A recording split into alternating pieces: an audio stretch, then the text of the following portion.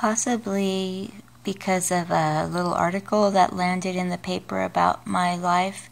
I've really given a lot of thought to the subject of grieving. And I know that's not a happy subject, but unfortunately for most of us, sooner or later in our lives, we will deal with grieving.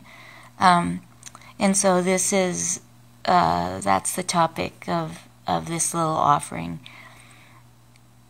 I suppose that the number one thing I've learned about grieving, and this sounds so simple, and yet it's valuable information, or at least it was for me, and that is that I believe in my experience, which was a very challenging one, I believe that you must allow grieving to process you. I think if you manipulate grieving by running and hiding from your feelings, which is kind of a natural thing to do because we want to protect ourselves from harm. You know, it's a inner, I think it's like the fight and flight response. It's an inner thing. And yet I think grieving is such a unique human condition. I don't know for certain that animals grieve in the way we do. I can say, you know, I guess I won't get into this, but I think dogs, some of our dogs do grieve, and maybe there's some elephants, and maybe there are some animals, but I think human beings have a unique need to grieve, unique. And I think that that need is in order to fully let grieving process you, because I know many folks that have suffered incredible loss, terrible loss, and years later, in my view, from my view, they seem stuck. They seem to be stuck in that dark tunnel to one degree or another. You know, maybe they've gone on living and they're doing everything and everything looks right, but my measure, and I'm totally making this up, it's strictly anecdotal, but just in my view and in my conversations, my measure, one measure of how well you have processed or grieving has processed you is, are you able to fully discuss the circumstances of the loss? Are you able to do that? And I'm not saying with comfort and ease, but are you able at all to do that? Are you able, if you run into someone you know, and there's always, and people who have had loss, you'll understand this, I know. You run into people you know, and the first question is, do they know or don't they know? And as time goes by, you kind of assume everybody knows, but then it can be years and years later, and you run into somebody and they don't know about your loss. And to me, part of the measure of how well you have gone through that dark tunnel of grieving is how well are you able to handle that situation and discuss. You know, generally when you tell somebody that someone has passed, generally they want to, you know, they say, what happened?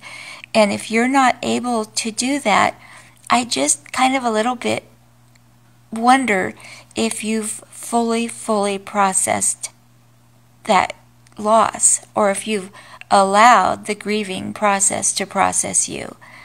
Many people after my husband Bill died, suddenly and tragically, you know, healthy as can be, many people wanted to come stay with me. They wanted to take me places and get me, you know, out of the environment that I know and love and that we lived in together.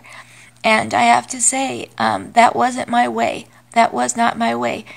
Bill died August 1st, 2014, and I have yet to have anyone stay overnight here with me. I've yet to.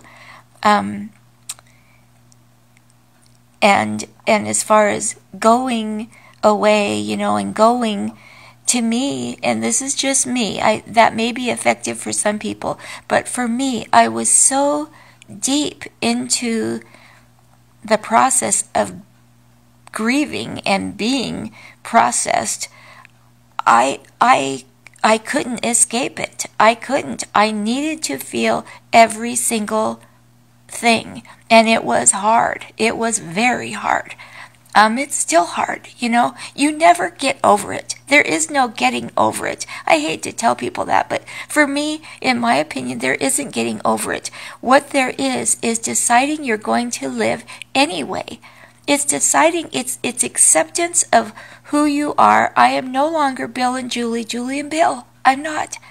And that's a tough one when that was such a wonderful place to be, and such a wonderful, just such a wonderful gift to me, the best gift of my life, to live as Julie and Bill, Bill and Julie. But only until I could get to the acceptance that I was just me. I wasn't fully living.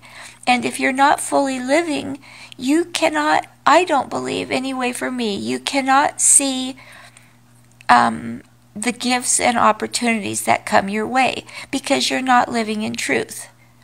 You're not living in truth.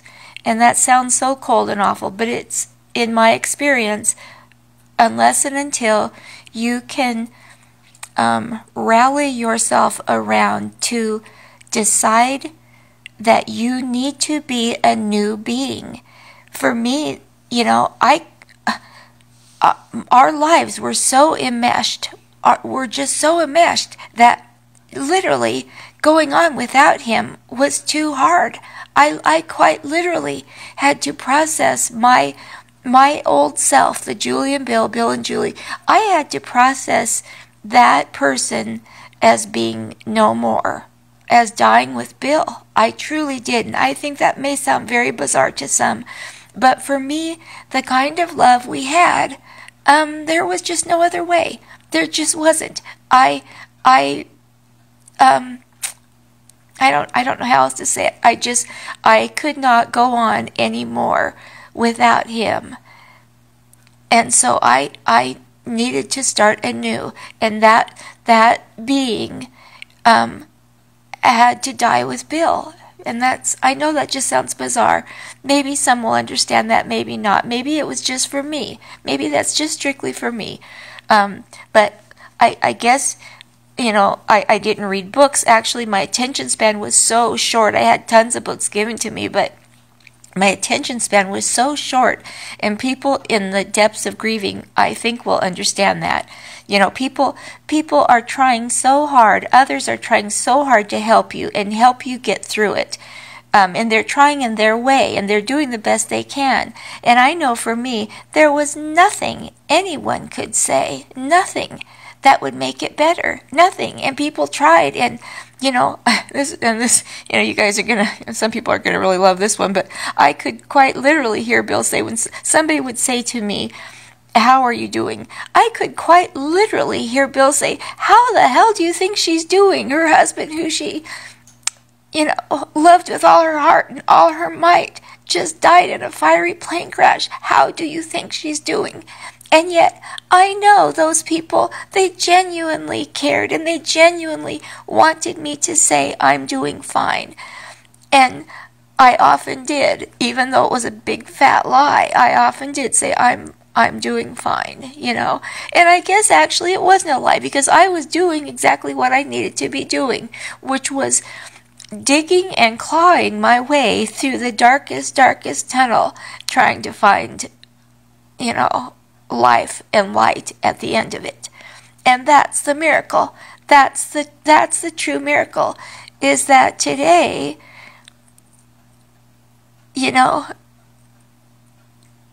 through my tears right now,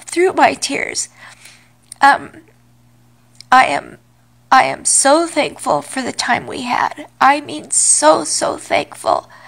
And I know Bill's day came. I know that. Nothing could have changed that.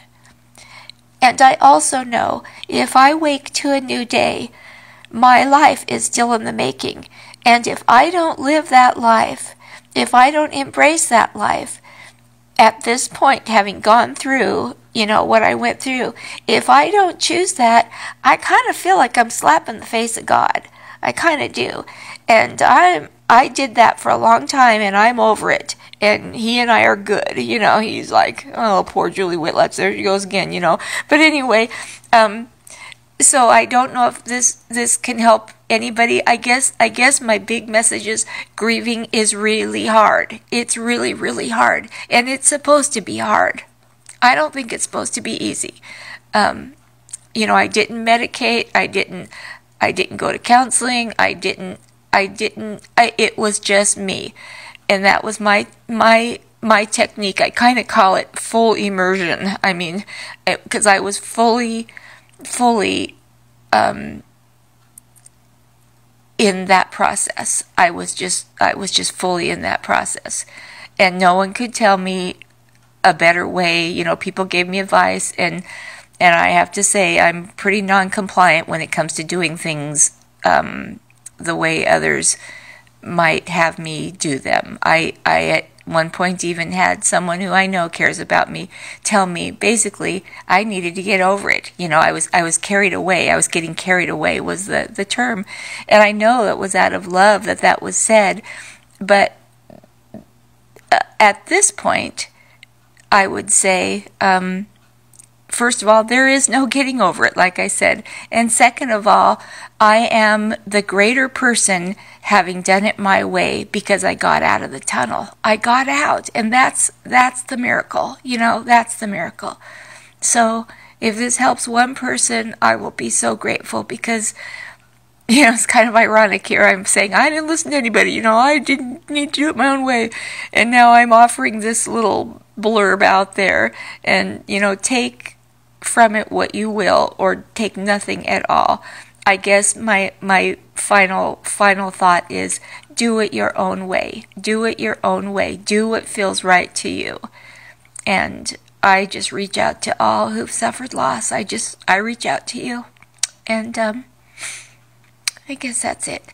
So, if I've not told you lately, I love you. And I'm so thankful to be able to tell you that and to wake to a new day.